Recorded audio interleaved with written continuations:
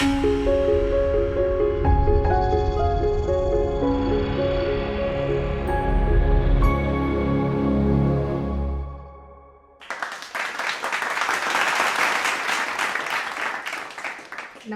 welcome all.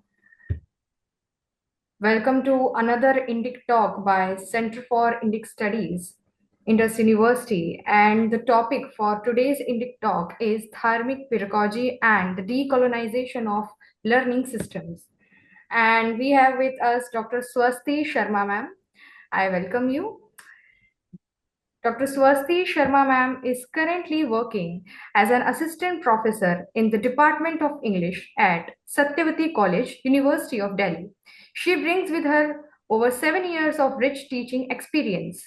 She is also serving as the national editor of Journal of Sanatan Dharma, published by the Center for Indic Studies, Indus University. In the domain of research, she is pursuing her PhD from the Department of English, University of Delhi, where her work contributes to expanding the horizons of environmental humanities. She has presented research papers at several national and international seminars and conferences and has been honored with Best Paper Awards for two of her research contributions. She has also served as a peer reviewer for the journal Language, Literature, and Interdisciplinary Studies. Her academic contributions include a published chapter on netiquette in the edited book Digital Landscape by Springer, along with multiple research papers and study materials aligned with contemporary trends in English literature. Alongside her academic achievements, she has actively taken up administrative responsibilities, serving as deputy proctor and convener of the magazine committee. Her core areas of interest and expertise include IKS, Indian System, vernacular Indian writings in English, and digital humanities. In the recognition of her contributions to education, she has been awarded the Young Educator of the Year 2026 by Entrepreneur India with the ceremony held at Bharat Mandapam. We feel privileged to have such an accomplished and inspiring academician among us today. On behalf of everyone present, I extend a very warm and heartfelt welcome to you. We eagerly look forward to your insightful address. Over to you, ma'am. Thank you so much, Janviji, for the elaborate introduction.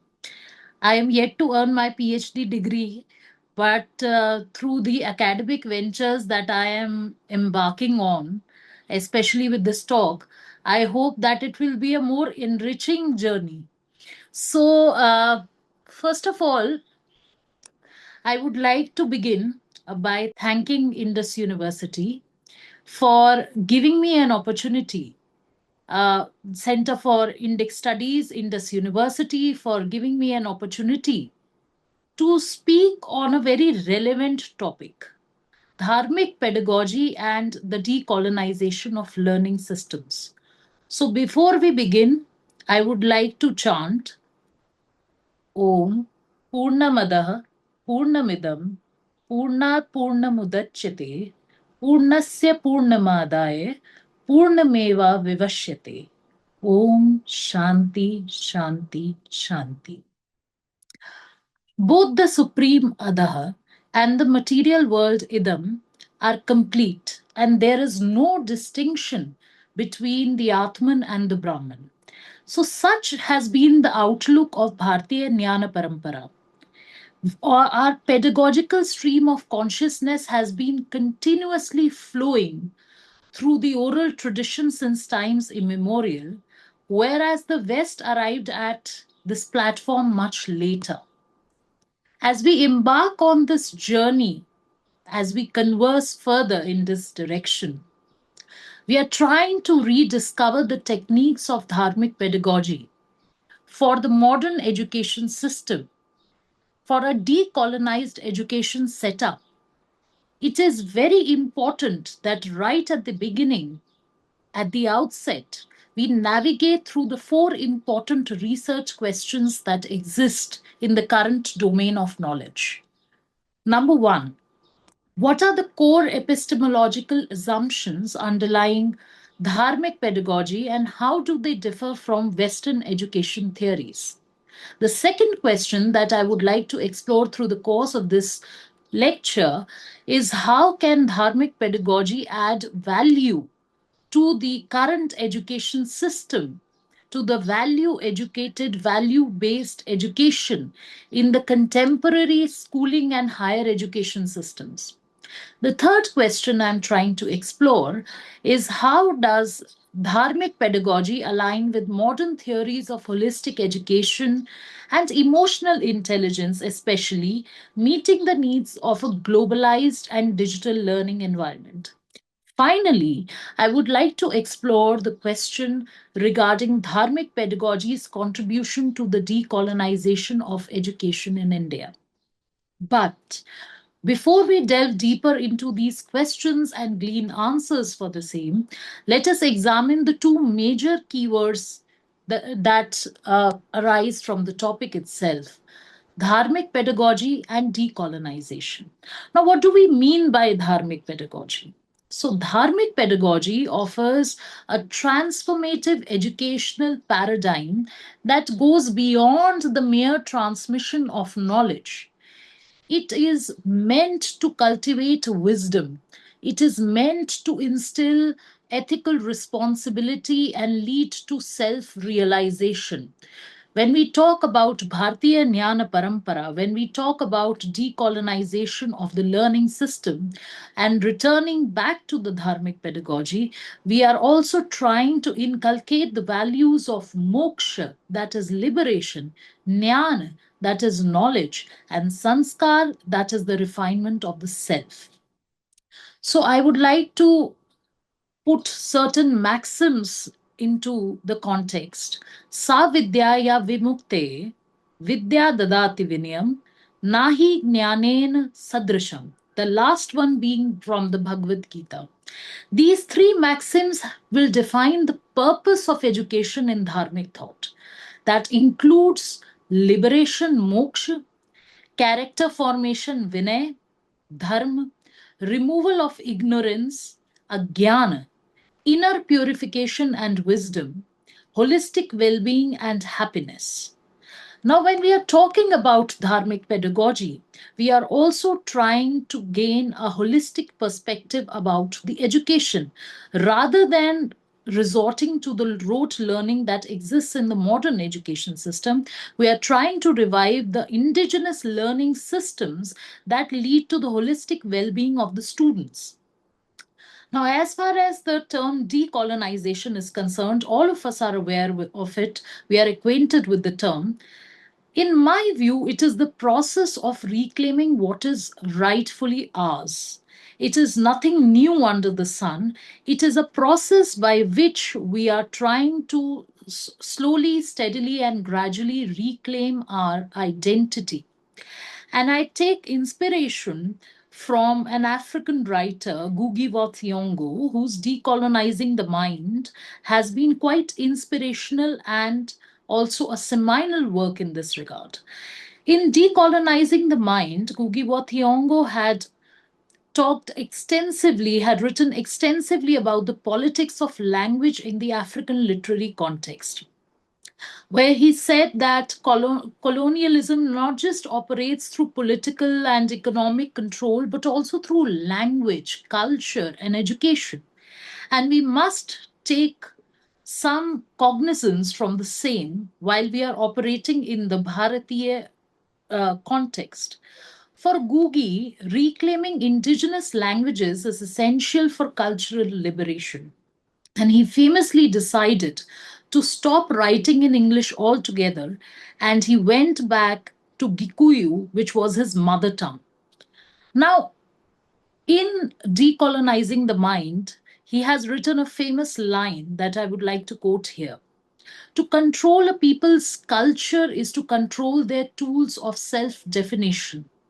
This is extremely important because as we move towards a more Swabodh oriented Bharat, we see those hints even in African writing. So, this self reliance, this Swabodh, you can find in the two keywords that I have mentioned till now. that is dharmic pedagogy and decolonization. Now, this were both emanated from the Gurukul Vyavastha that existed. Let us imagine a scenario. Imagine Maharshi Vashisht along the banks of Saryu mentoring Sri Ram on the precepts of Rajadharma. Imagine Maharshi Vishwamitra instructing Sri Ram and Lakshman in advanced weaponry, transitioning them from princes to warriors. By using the Gurukul Ashram system, they ensured that there was not just knowledge transmission, but also the transformation of the knowledge enterprise, which is lacking in the current scenario, and also ethical transformation and cosmological learning. There's a very famous line in Balkand which says, Tapaha Swadhyaya Niratam Tapasvi Vagvidamvaram, which means the mode of pedagogy and experiential learning was tapa. Now, this tapa is non existential in the current mode of learning, and that is why the modern education system is completely premised on rote learning, and there is a need to revert back to the Bharatiya Gyan Parampara, to revert back to the indigenous models of education in order to complete the process. So, through the complete devotion to Guru, we see in the Gurukul Ashrama Vyavastha that the Shishya learned something, and that something was Sarva Vidya Prapadyate. That is all forms of knowledge. In fact, if you read Ramcharitmanas, and I read it very intently, there is a famous line, Padau Guru Pad Padau Paraga Suruchi Subhas Saras Anuraga, which means that at the feet of the Guru you will find knowledge. And that knowledge remains unparalleled because it's not just theoretical, it is also practical, it is also experiential, it is also spiritual. So, covers almost all domains. Also, in Ramayana, we have two of our epics. In the Ramayana, we see vivid illustrations of the Gurukul tradition. You see Sri Ram and Lakshman, they were sent to the ashram of Rishi Vishwamitra for their education. And despite being the royal heirs, they lived very simple lives, demonstrating obedience and discipline. And there was a certain dedication to the Guru that you find missing. So, therefore, this dedication to the Guru is something which we can learn from the epics as well. And that is something which will provide an even greater incentive to the modern teachers and to the the facilitators, the teaching faculty, to move ahead with greater motivation. So that kind of dedication to learning or devotion to Guru is missing. Therefore, the need to decolonize the learning systems. Apart from that, let us take one more example from the Mahabharata. Now, the Mahabharata also offers very important insights into the Gurukul Ashram Vyavastha, particularly through the lived experience of the Pandavas and also the Kauravas, who were, residential learners at Guru Dronacharya's ashram. So the emphasis on discipline that you see, or the dedication, mastery over skills, all of that is evident in the examples of Arjun, right, who became a foremost archer because of his unwavering devotion, dedication. So uh, the ekagrata, because in Mahabharata it is mentioned ekagram manasa drishtva. So the ekagrata, the kind of resolution and the kind of resilience that is required in learning was demonstrated by Arjun because he had the support of his guru. So, this kind of a system where the close bonds are formed between the teacher and the student is missing. And this missing link has to be re established. Now, if we go back to the roots of the Gurukul system, they can be traced to the Vedic period. When the education was predominantly oral, it was not documented like today, and the knowledge was passed down through various forms of verbal transmission. In fact, the term Gurukul is derived from two Sanskrit root words, Guru, meaning the teacher, somebody who takes you into the direction of Jnana. And then there is Kula. Kula meaning the lineage of the Guru. So when you are in the Gurukul Ashram Vyavastha, you become a part of the lineage of the Guru, despite whatever background you come from. So there you see a certain kind of universalization. You see a certain kind of uniformity that is being provided in the Gurukul Ashram Vyavastha through education. So the treatment also being the same. Whether you belong to the royal household or whether you belong to the common household, whatever, there was no disparity per se. Now, that is the ideal setup which existed. And the Gurukul was typically a small residential institution where both the students and the teachers were not just learning in close proximity, they were also residing in close proximity. So, what you see is that, they were not just indulging in academic subjects, but they were also moral values, cultural tradition, life skills that were taught. So the Guru Shishya relationship that was formed was very, very personal, and it formed the backbone of this entire system. And when we talk about dharmic pedagogy, Guru had a very important role to play because he or she was not just a spiritual the educator who was just guiding the student in the direction of academic excellence, but also a spiritual guide who was trying to mentor the student. And the Shishya, in turn, was expected to show complete devotion, disciplines, and reverence, which was very organic. It was not coerced, it was not forced, but very organic. So, understanding that the true knowledge transcended the intellectual domains and went into the direction of character development, spiritual wisdom, is something which seems very idyllic in this situation, very utopian. But then this has been our past. And I think it is time that we acknowledge and learn from the past and strive towards the future.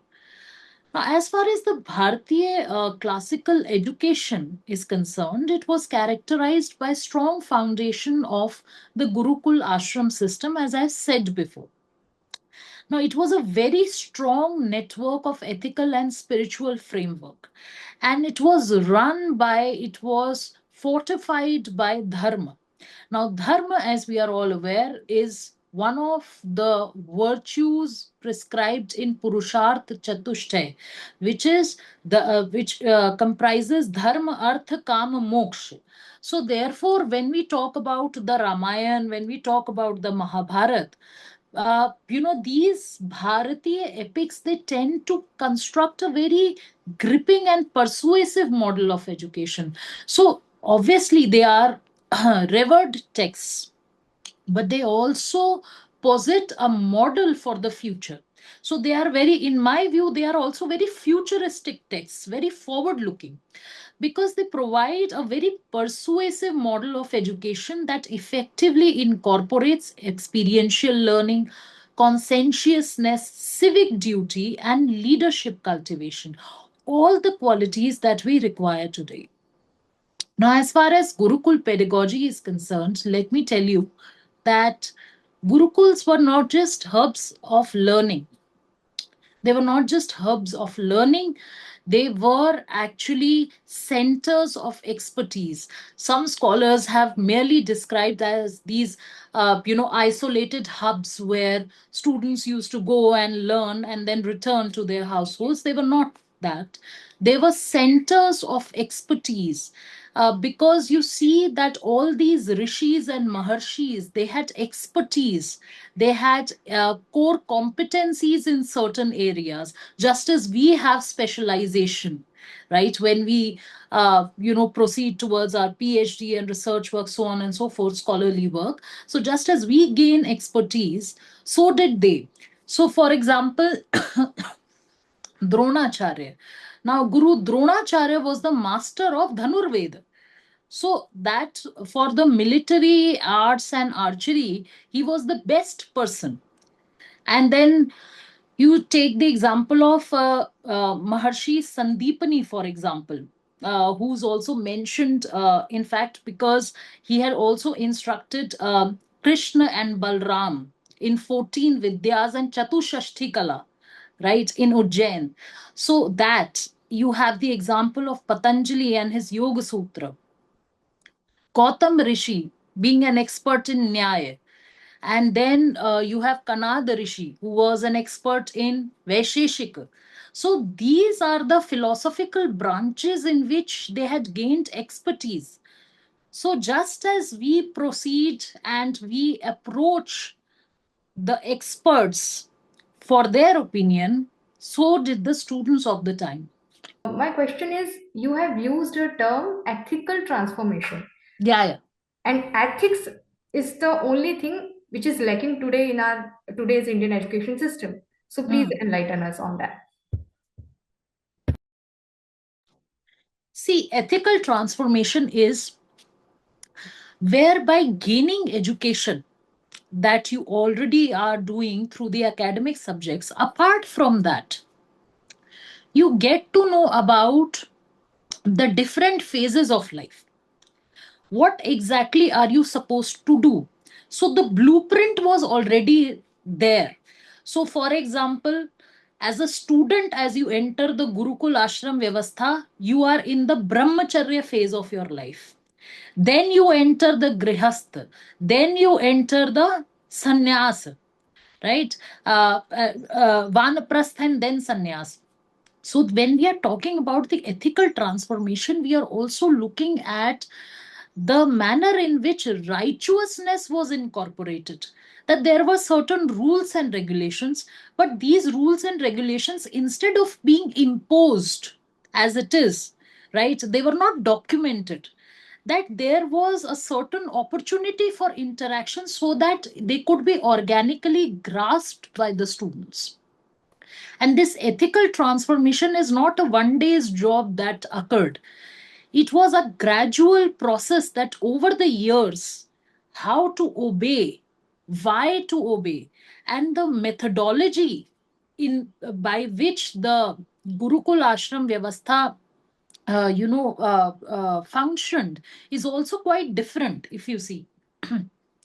So the education, because there was oral transmission of knowledge that was occurring, there was also a certain space for observation. So the rishis would ask you to go into the forest, etc., to observe, right? So that kind of learning provided a very practical approach, after which you understood why the guru, you didn't simply accept what the guru said, you questioned, you challenged, you observed, and then you returned with your own understanding. And by this, slowly, steadily, and gradually, there was ethical transformation. So in fact, since I have an expertise in environmental humanities, I will give you one example. The ecological consciousness that exists in the Ramayana and the Mahabharata is unparalleled. You will not find it anywhere else in the Western text. Why? Because the coexistence with nature is something that was grasped from the beginning, and that happened only because the two princes had already stayed in the Gurukul system, and they knew the importance of coexisting with the nature rather than trying to create any kind of domination over it. Yes. Okay. So, as the topic suggests, Hmm. dharmic pedagogy, but Hmm. people can misunderstood it by Hindu dharma or by any sort of dharma. So Mm-hmm. what does this term means, dharma? Because we, in Indian context or in Indian scriptures, the term dharma has used immensely and in Mm-hmm. various ways. It has various meanings. It has Mm-hmm. disposition also. It has duty also. So what do you Correct. mean by dharmic? Dharyate iti dharma. That which you uphold is dharma. There is no one definition. See, this is a very Western mindset, and that is exactly the point of me trying to attempting to dismantle this kind of assumption that there has to be one homogeneous definition of dharma. That which you uphold. So there can be various forms of dharma. Pitra dharma, Bhratra dharma, Raja dharma. So you find all these forms of dharma, not just in the personal domain, in the public domain also. So therefore, it is very important at the beginning, at the outset itself, to understand that there is no one definition, which means that it is all inclusive, all encompassing. First.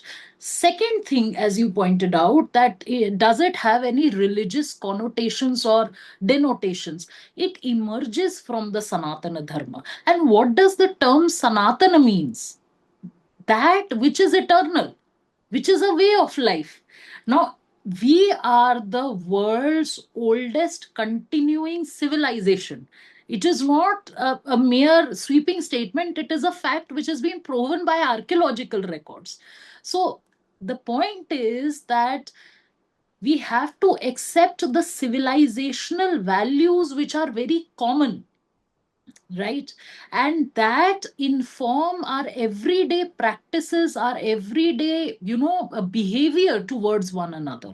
So that exactly is dharma, that which you uphold, whether you do it in the private domain or in the public domain. Now obviously, there can be many definitions of it, and there can be several interpretations of it, but to merely kind of put it in watertight compartment and say that this has to do with one religion is not a fair statement to make, in my view. So, my next question is, what are the challenges Hmm. to incorporate this dharmic pedagogy in today's Indian education system? Because you have talked at Hmm. length about this topic. So, what will be the upcoming challenges if Swasti ma'am have to incorporate this dharmic pedagogy? See, dharmic pedagogy, if I have to put in one, Sanskrit verse, Satyam Vad Dharma Char. So you have to speak the truth and uphold the dharma. Now, what are the challenges to this?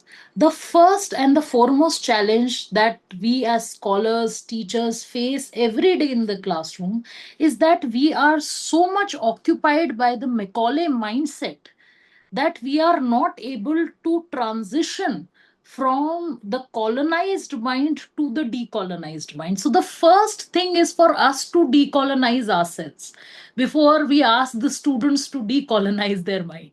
So, the impediments to dharmic pedagogy, they include our mindset, and that has been conditioned for a very long period of time, for over 2 centuries, by the British colonizers. And then I would give you one more example. Hmm. In fact, this is from a book which I read during my graduation, Gauri Vishwanathan's book. It's called Masks of Conquest. And she makes a very important statement. She says that the curriculum of English literary study was introduced in India not to foster appreciation, literary appreciation for what existed, but to serve the ideological needs of the colonial rule. So that means that even the structure of education that exists, and NEP 2020 attempts to move in that decolonized direction. Uh, but the problem is that for a very long period of time, the structural integration that has happened, it has been ingrained into the mindset. So that is the biggest challenge, I would say. Yeah. Okay, so as you said, NEP has implemented all over the universities and colleges. Hmm. But still, we can see that it has not implemented at that, extent. So, what should be the ideal and incorporation of dharmic pedagogy and the Indian education system, the modern Indian education system? Hmm. What should be the archetype for it in So, your personal experience? Yeah. so first of all, one size fits all policy is not applicable over here, because if you see and thoroughly go through the Gurukul Ashram Vyavastha that existed earlier, right? If we have to take inspiration from that, of course, it was a different age. The implementation would be different, right, in the 21st century. But if you were to take inspiration from it, one size fits all policy does not apply, right? Which means that the British colonized for a different purpose. They implemented the modern education system for a different purpose. Now, as slowly as gradually as we are trying to decolonize, the point is to understand that we have vivid and vibrant societies that exist, right? And we have to make sure that instead of being homogeneous in our approach, we have to be heterogeneous. So areas of specialization need to be expanded. We have gone back to vocational education, and that is precisely the reason why I mentioned NEP, is because it takes students in the direction of research right at the undergraduate level. At least there is an attempt to tilt them in the direction of research. At the same time, there is also an attempt to reread, right, through the Indic lens, all the text that existed. So the translation part also is being reworked. So those are some of the achievements, some of the takeaways that exist. But it's a very long journey, because there has been epistemic marginalization for a very long period of time. And now, as we are trying to slowly and steadily get back and uh, place Bharatiya Gyan Parampara, or the IKS as we call it, at the center of the education system, we need to take small and gradual steps. So, for example, alternate education models, alternate schools have come up, right? And there is, instead of the regular formal schooling, many parents I also see are opting for homeschooling, right? And all, and there are gurukuls, right, which also provide alternate education, to which many students are enrolling, whether they are in Kashi or otherwise. They are very old and very very well established schools. So these are some of the small steps, but again, it's a work in progress. Okay, so अब थोड़ा reverse जाते हैं हाँ जी। कि जो challenges हमने बात की, लेकिन उससे हम्म। पहले ये क्वेश्चन आना चाहिए कि जो बेसिस हैं कॉलोनाइजेशन के, according hmm. To you what are the basis on which we have been colonised for over the hmm. Past so many years? Yeah. See, the colonization that occurred was a hegemonic control. So, the colonization by the British, if you study the British education system that was implemented, rather imposed, not just not implemented, rather imposed in India, it had a basis. The basis was to create this class of interpreters, as Macaulay had said, right, infamously said, to create this class of interpreters who could uh, serve as a bridge between the Indians and the colonial British, white British colonial masters. So the problem has been a Eurocentric mindset. If you look at the British Raj, it was, driven by the civilizational, missionary kind of mindset. So it is the mindset which has always been the problem. And it is not just the case of India. In fact, We have been teaching Heart of Darkness for so many years now, 20th century literature. You take the example of Congo, right? So, what the Eurocentric powers did in Congo is also one example. So, even slowly and steadily, Africa has been getting back to its roots. So, this getting back to the roots is important because for a very long period of time, we were subjected to linguistic chauvinism.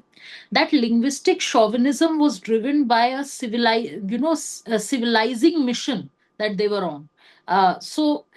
Basically, they thought that all of us are primitive, right? All the non-white civilizations are primitive. So that is exactly the mindset that which needs we need freedom from. Yeah. Does that answer your question? Yeah, sure. So, you talked about the linguistic chauvinism and the NEP has Mhm. vernacular languages. Okay, so Correct. this go hand in hand. We can see the linguistic chauvinism in southern states Mm. and even the western states like Maharashtra. So, Mm. how should we deal with it while implementing the Dharmic pedagogy? Yeah. See, ours has been a land of dialogical transmission. So, as somebody who has closely studied both literature and language, the linguistic aspect also, as well as the literature aspect also, I've studied both.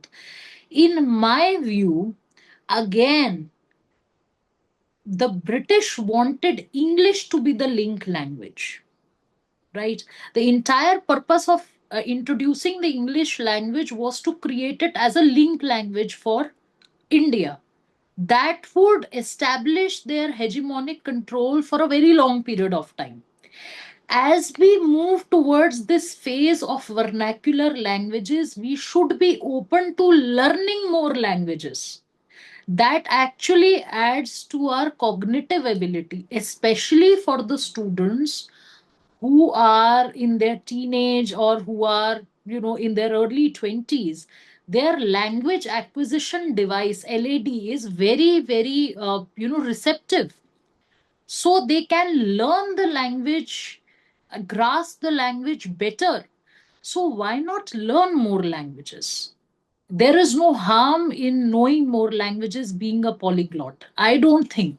So therefore there should be no mental resistance to any languages. All these languages are of the Bharatiya origin, and therefore all of them are equally important. Very, very true, ma'am. Very true. So, if I, as an Mm, individual, mm, wants to learn more about or wants more clarity mm, that what is dharmic pedagogy, what mm. are the some of the scriptures, Indian scriptures that one should read to have more deeper understanding? Otherwise, we have Swasti ma'am too. Well, I am also a lifelong student of the Wangme that exists, and uh, I all my reverence to the Guru Shishya Parampara that has existed, uh, and especially as a follower of the Advaita, I understand that there is no differentiation, right? So that non-dualism part I understand very well. Anyway, that was a bit of digression, but as you were asking, dharmic pedagogy, the scriptures that need to be studied. Let us go back to the epics first, because I can tell you why this is easier. Is because I have been teaching, for example, Udyog Parv and Sabha Parv from the Mahabharata. These are only, one can say, these are excerpts, not the entire epic. But the students are quite familiar with the plot. So let us go back to the familiar scripts first. Let us go back to learning Sanskrit, gaining functional knowledge of the language, making an attempt in that direction, because it will be quite beneficial in translating, retranslating it again. Because, see, all the knowledge that we are getting, even if it's the epics or the translation of the Vedas. In fact, I was looking at some of the works which have been translated, Adi Shankaracharya ji's works. They've been translated, but with a very colonized sense of being. So that ontological shift will occur as we slowly and steadily learn the language first. So it's a very long and a very intense undertaking, but I would like to say, let us start with the Ramayana and the Mahabharata, then let us go back, because if they are part of the syllabus, I think everywhere they are being taught. So therefore it would be easier for us to start with them, and perhaps then to the more difficult aspects, the Chaturveda, etc. Yeah. So, last two questions, and then we'll move to the audience. Yeah, yeah. So, what is the role of skill development in Dharma Mm. pedagogy? Because it has mentioned in the book of A.S. Altikarji, The Position of Women in Hindu Civilization, that women should learn this at a Mm-hmm. very early age. So, Mm. yeah, I mean, all the modern problems will be solved by it. Yeah. So the skill development, skill enhancement, soft skills, whatever the term you want to use, you take the name and you will find a dedicated text in the the canon that exists already. तो जिस वांग्मय की मैं आपसे बात कर रही थी, I was talking to you about that, you will find the text, whichever skill you want to develop. So therefore the problem is that they are not easily available, and because we don't have the knowledge of the language, that is an impediment. So there is a certain linguistic barrier. So skill development is vital to dharmic pedagogy. In fact, gaining theoretical knowledge is secondary. Skill development is primary. Because when I gave you the example of Sri Ram going to the Gurukul of Vishwamitra, what was he learning? Weaponry. So, weaponry is not a theoretical subject. It is how to use it, what kind of strength is required, what all weapons, when to use, what mantras to chant to unlock the weapon. So these are very important. This is a training. So this is the entire process of skill development, especially in digital age. I think dharmic pedagogy has a substantial role to play, and this only will lead to the holistic development. Yeah. So, any other additional take from you that you have to put here? See, I had prepared a very, exhaustive lecture, but there are a few things that I would like to draw your attention towards. In our epistemology, we have an emphasis on pratyaksha, anuman, shabd. These pramanas, means of knowledge, this entire pedagogical framework I could not find in the Western epistemology. The examples that have been given, if you read further upon it, you do not find these examples in Western, framework, mostly because Western epistemology is concerned with the material, and we are concerned with both the material and the spiritual. So, that stark differentiation we must recognize. When we are talking about dharmic pedagogy, we are also talking about a responsibility. It is not just the responsibility of the educator, also of the students. It's a shared and collective responsibility that we must resist the appropriation that has happened for such a long period of time. I think that is the core message which I wanted to deliver through my talk. So I hope that message gets disseminated across different spheres, and through this particular conversation, students and teachers both, as well as the institutions, are able to take it further. Thank you so much. So, okay, even if you want to continue, so we can, or if you want, then we can jump to question answer If session. there are any questions from Yeah, the yeah, participants, yeah, then yeah. I would like to take them up. Okay. So,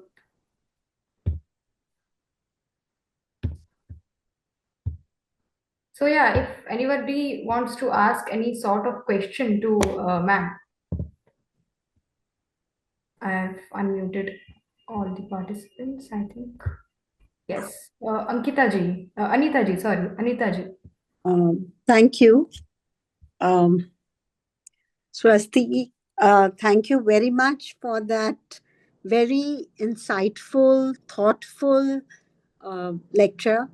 Thank you, And ma'am. my question stems from what you concluded with, the symbiotic relationship Mm, that ought to exist between the teacher and the student. mm, You talk of dharmic pedagogy, which is such an important thing. I just wanted you to reflect upon the fact that today we live in the times of artificial intelligence.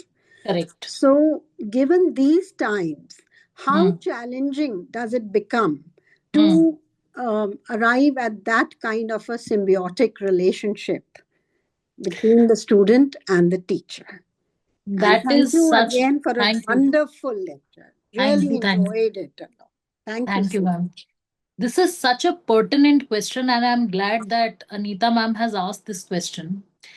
In fact, in my introduction, Janvi ji, you mentioned that I have recently written a chapter on netiquette.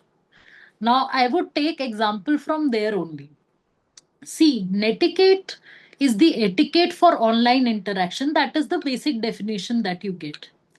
Now, the important aspect is what do these, what is the premise of these etiquettes? Where do they stem from? Where do they come from? These etiquettes also come from that virtue of righteousness. So when we are saying that in this day and age, in this digital era, especially in the age of AI, we have certain forms of cyberbullying also that exist, etc., and the interaction and the approach has become very different. So how to go about it? So I would suggest that we use netiquettes as dharmic principles. We must evolve, right? So, therefore, when we follow the etiquettes, when we follow the etiquettes that exist, even when we are, interacting with the teachers online, especially in this AI age, I think it will become easier for them to also create that rapport with the students. So I hope I have answered the question. It was quite briefly, but Yes, indeed. Thank you. Thank you so much. Uh, any other participant wants to ask any question? I can see 5 to 6 participants here. So anyone if wants to ask any question, so they can ask. Otherwise, I have become a fan of, I think, Swasti ma'am's diction and the pronunciation and the terminologies she has used in this talk. So, yeah. Kamdev ji, Chandrasekhar, Jena, and what's J? I think, Am I yeah, Kamdev ji, yeah, sure. okay?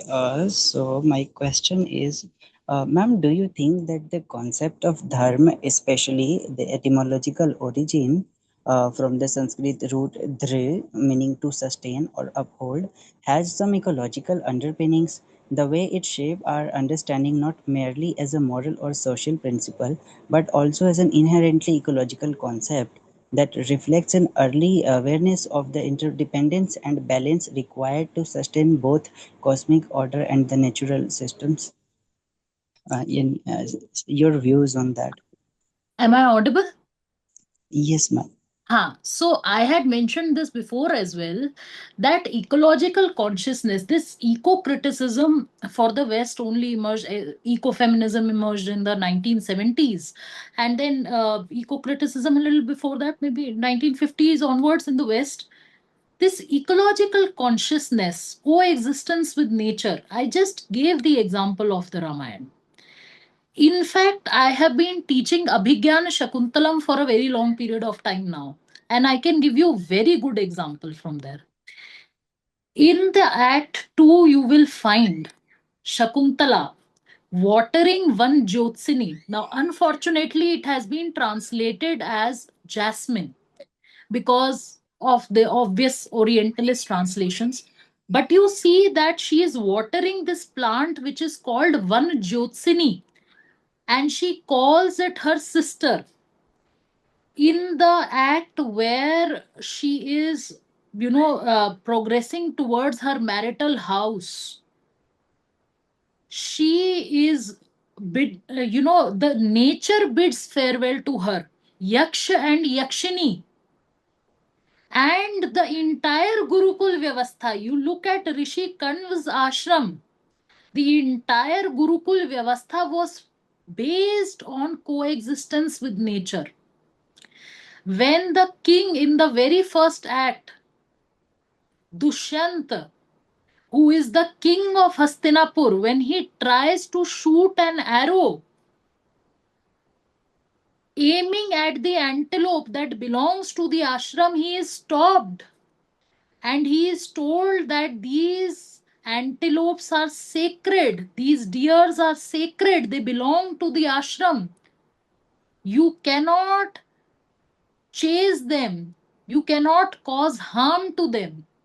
So, therefore, you have multiple examples. Coexistence with nature you find in the Atharva Veda, you find in the Prithvi Sukta. Give me one text which does not mention coexistence with nature. Rig Ved, Pratham Sukta, Agni Sukta, right? And we are a civilization that believes in Sangachadvam, Samvadatvam, Samvo Mananasi Janatam, Deva Bhagam Yatha Purve Sanjanana Upasate, which means that we are not just coexisting with nature, we also believe in inclusivity of humanity. So that is the outlook. Vasudhaiva Kutumbakam, that is the outlook. So our civilization is so vast that it places a premium on ecological consciousness, that our civilization stems from that ecological consciousness, emanates from that ecological consciousness, and coexistence, mutual coexistence with nature. Yeah. Does that answer your question well? Yes, ma'am. Thank you so much for your response. Any other question? Yes, ma'am. Yeah. Ma'am, the point you raised about the plurality of Indianness, I have a question regarding that, because when we focus on the very discourse analysis that we tend to do when we are decolonizing and talking about decolonial discourses, then we get scholars like think about Spivak or Arundhati Roy. What they put forward is that Indianness that we are trying to protect or trying to decolonize also embodies very distinct schools like think about Phule, Periyar, Ambedkar, Charvak.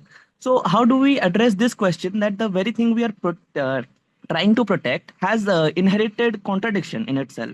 And there are people who straightforward reject that entirety of the thing we are trying to protect or trying to preserve.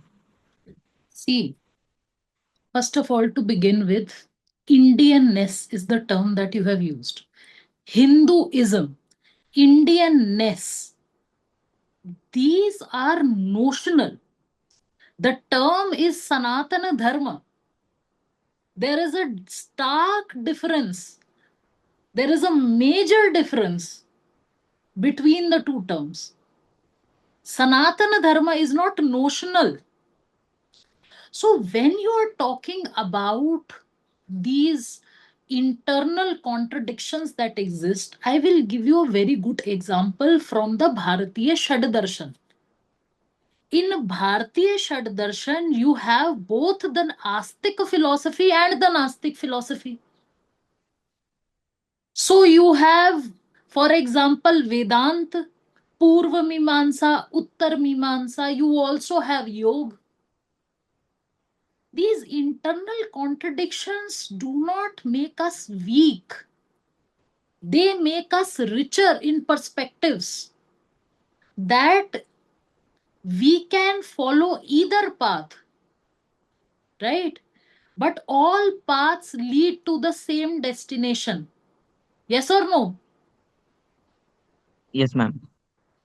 Have you heard or not? All Yes, paths ma'am. lead. Ah, what is The idea of Ekam Satya and how different Vipra scholars Bahuda speak. Yes. Vadanti. Ekam Sat Vipra Bahuda Vadanti.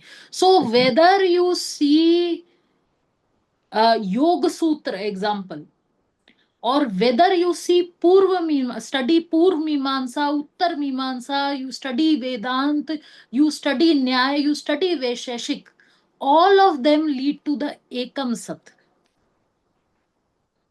Right? Does that answer your question? So we Yes, have ma'am. multiple thinkers. But what is the destination? The Sanatan. That is the difference between Indianness and Sanatan Dharma. Precisely what I'm trying to point out. We do not exist in binaries in Sanatan Dharma. When it comes to dharmic pedagogy, there is no scope for binaries. Creation of binaries is a Western concept. That is precisely what needs to be deconstructed and dismantled at this point. Yeah. Yes, ma'am. If I may ask one more question. Yeah, Please, sure. please. You talked about like you recommended to start with the Puranas like Gita and Mahabharata, Ramayana, etc. But why not Vedas? Like one fundamental difference that I have seen is that when we talk of Vedas, we have made it such an extent, like we revere it, we know it is great, and it is kind of like that I respect you so much that I won't talk to you. You have revered it to such extent that we have lost connection with it. So how do Hmm. we tackle that? See, first of all, Ramayana and Mahabharata. These are the two great Indian epics. The reason why I mentioned that we should start with them, or as you mentioned, you can also study Bhagavad Gita, you can study Anu Gita, you can study other, aligning text, is because they are quite familiar to us. Rigveda के दशम मंडल में क्या है, तो ये जानने के लिए आपको पूरे ऋग्वेद का ज्ञान, उनमें किन किन देवताओं के the hymns that are mentioned, you should have complete knowledge of the language. You cannot do justice to a text when you have a very clear linguistic barrier. Either you gain the functional knowledge of the Sanskrit, and not just the contemporary Sanskrit that you find, the Sanskrit that existed during that period, because there are various terms that still are getting deciphered. And there is a lot of debate going on. In fact, I had presented a paper on Nasadiya Sukt. And even after presenting on Nasadiya Sukt, I was confused about, does the manifested know its unmanifested state? So even till this point, so that is why it may be a very good idea to, and it's also very I welcome this idea that you want to go back to the Vedas, but to study the Chaturveda is itself a huge undertaking, and in order to accomplish that, you first need to know the basics. And the epics are the basics, right? Just as you do not graduate after birth, you also have to take time, right? Any other question? Any other questions? Yeah. I don't have a question, just an observation.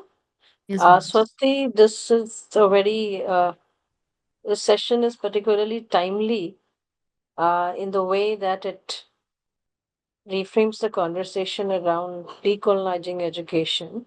And what is especially commendable is how it moves beyond critique towards a careful recovery and the re engagement with Bharatiya knowledge system. And I'm very happy with the articulation of dharmic pedagogy, which is both thoughtful and I would say persuasive. You bring ethics, holistic development, everything. And I would like to particularly acknowledge your remarkable command over Sanskrit terminology, which added precision to the discussion. So, congratulations. I Thank think you, you ma'am. have done Thank you so much. exceptionally well. Thank you, ma'am. Thank you so much. So thank you, ma'am. Thank you so much for your valuable, esteemed presence, for your support, for your time. And I think I will bother you in 2, 3 months for various Indic talks on various subjects. And it was totally our pleasure to have you. And the session was extremely insightful. Thank you so much for your time. Thank you very much, ma'am. Thank you so much. Thanks. I also want to thank you, Janvi ji, and for CIS Indus University for the opportunity that has been extended. Well, it is a long drawn process, and we are gradually moving in the direction of dharmic pedagogy.